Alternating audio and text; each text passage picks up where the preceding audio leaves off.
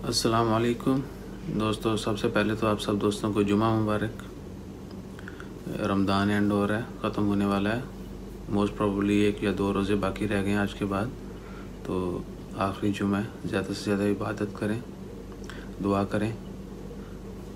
तो बात करेंगे कोरोना के बारे में। आज ओमान में 2 डेथ जो है रिकॉर्ड हुई हैं। एक कल जो थी 30 थी तादाद मरने वालों की। आज रात को लेट नाइट जो है एक ओमानी शख्स की वफ़ात हुई जिनकी उम्र 70 साल थी। जबकि अभी आज मॉर्निंग में एक और दूसरे ओमानी शख्स की जो है वो वफ़ात हुई कोरोना की वजह से, जिनकी उम्र 65 ईयर थी। So you can say on Friday there was 2 death. One Omani was 70 year old and one was 65 year old. दोनों लोकल सिटीज़न थे, ओमानी शहरी थे दोनों, जिनकी उम्रें 65 और 70 साल थी। तो अभी इंशाल्लाह दुआ करेंगे हम सब लोग उन तमाम लोगों के लिए जो फौत हो चुके हैं कोरोना की वजह से या किसी भी बीमारी की वजह से। अल्लाह ताला उनकी मग़फ़िरत फ़रमाए।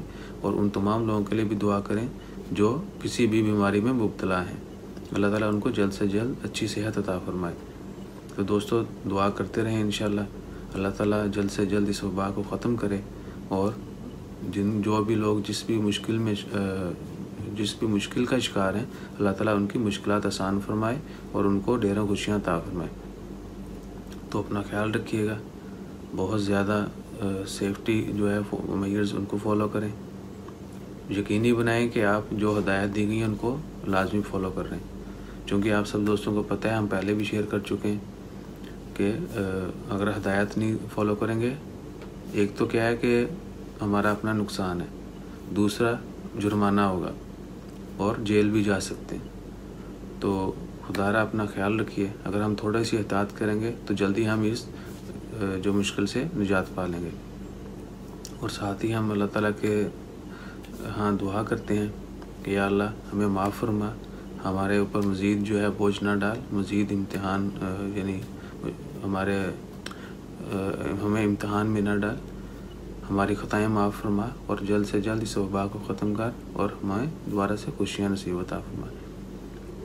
तो दुआ करें अल्लाह ताला हम सब लोगों की मुश्किलात आसान फरमाए। जो मरीज़ हैं, बीमार हैं, उनको शिफ़ाए कामिला अता फरमाए। दुआओं में याद रखिएगा, ज़्यादा से ज़्यादा इबादत कीजिएगा। चैनल को ज़रूर सब्सक्राइब कीजिए। जज़ाकल्लाह। अल्लाह हाफ़िज़।